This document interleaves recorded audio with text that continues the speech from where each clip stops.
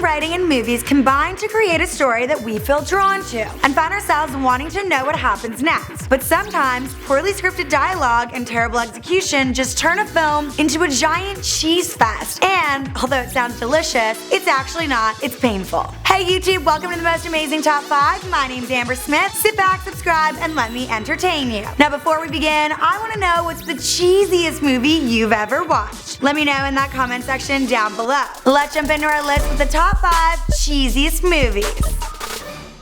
In the number 5 spot, we have King Kong. Now the scene here in this 2005 movie that makes the cut is the infamous Central Park ice skating scene where the big guy takes his newfound love Anne for a nighttime skate sesh. The crescendo of inspirational music in the background just makes this cheesy scene so much worse. Plus, we can't ignore the elephant, or should I say the gorilla, in the room. The woman is falling in love with a giant ape. Alright, up next in the number 4 spot is Batman and Robin. Now I understand that in 1997 special effects were limited, but does that mean the acting had to be too?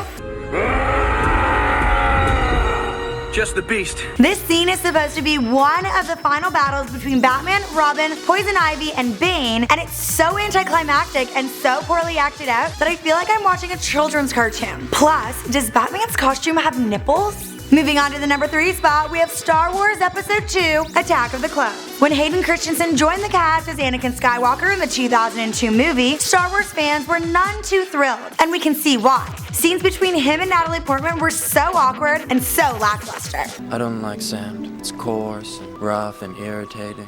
Okay, we get it. You don't like sand, but could you actually maybe just pretend to like acting? Alright, next up in the number 2 spot is SpiderMan 3. When Peter Parker's Spidey suit is infested by venom in the 2007 movie, he oftentimes slips into a carefree bad boy alter ego who apparently likes to dance, but we don't like to watch.